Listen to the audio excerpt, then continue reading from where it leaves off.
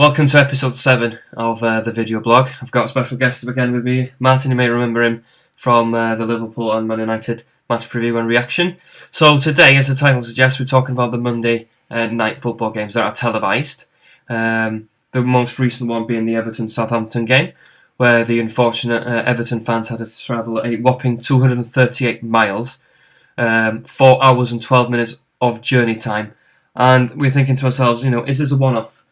Is this game just something that's just happened? It's a bit unfortunate, but it's a one-off. Let's take a look at some stats of the previous Monday Night Football games to see.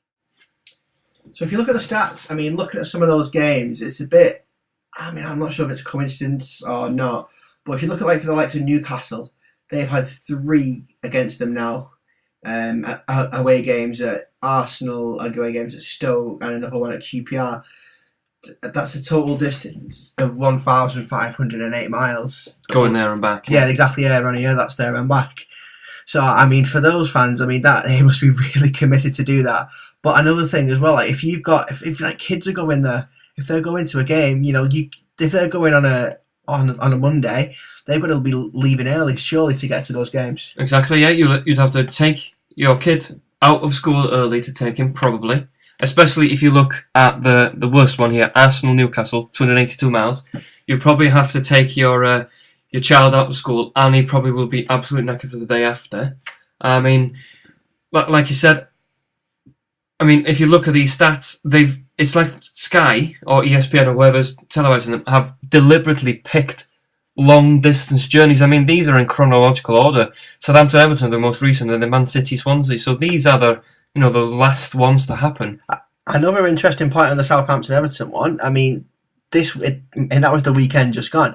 If you look at it, if you look at the fixtures that are on Saturday, you had a Midlands derby, West Brom versus Aston Villa on a Saturday evening kickoff. I do not see any reason why that could not have been swapped over. After West Ham, made a mistake there, you might have to edit that. I can't see any reason why they're going to put a West Brom and Aston Villa game on a Monday night, virtually no distance between the two, and put the Everton-Southampton game played in Southampton on a Saturday afternoon or a Saturday evening kickoff. That would make it a lot easier for fans to get there for 5:30, and then to get back as well. They'll probably get back on the same night. So after looking at those stats, there's no evidence of balancing out. There's 2 that stick out: Fulham and Arsenal, and Wigan and Man City. They're 10 miles and 21 mile journeys.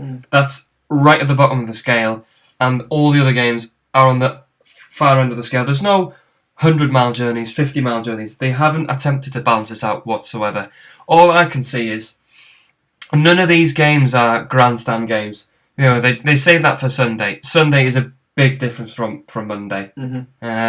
So they save them for Sunday, and not anything away from these teams, but they're not grandstand games. And it's as if they need to fill a quota for Sky.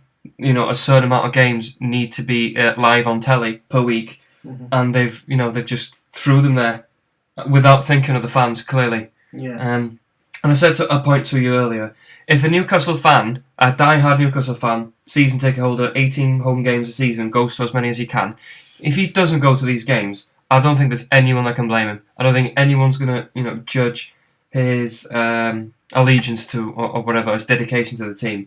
238 miles, for example, Southampton-Everton, 282 Arsenal-Newcastle. It's absolutely ridiculous. It's the same kind of distance and travel time as if you're going on holiday. Do you know what I mean? Flying to Turkey can take you about the same time as driving or taking a bus from Arsenal to Newcastle to watch your team that play every week. Yeah, I have flights that have been less time than those journeys. 5 hours 20 there. I've took 2 plane journeys that have been less than that.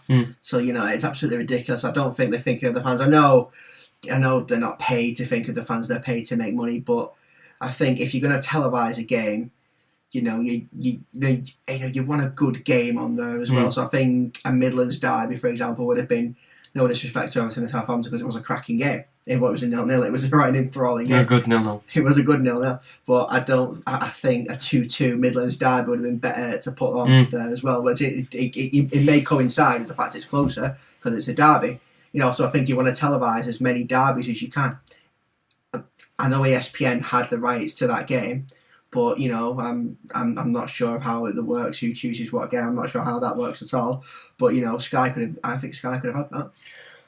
I mean, talking about the aeroplane stuff earlier. I mean, technically, there's an airport near all of these games, and technically they could fly, but generally, cost way too much because you don't forget you've got the club coaches. They've paid for the ticket, really, and if Sky have given these people a bad hand, which they clearly have, shouldn't they just pay for at least the petrol for the bus, even something like that? I know.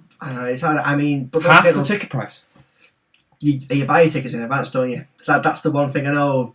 I know in the Liverpool membership, you buy your tickets in July for games between August and December, and you buy your tickets in November for tickets between January and May. So you buy your tickets, and then obviously once the fixtures are released, then Sky come in and say, yeah, we want that game. ESPN say, yeah, we want that game. I do think it's unfair to fans. I do think there should be some kind of scheme in place to either recompensate fans or something like that. Because obviously it's a massive journey. When I spoke to an Everton fan about this, who actually went to the Southampton game, and she's a student, so it doesn't affect her as much.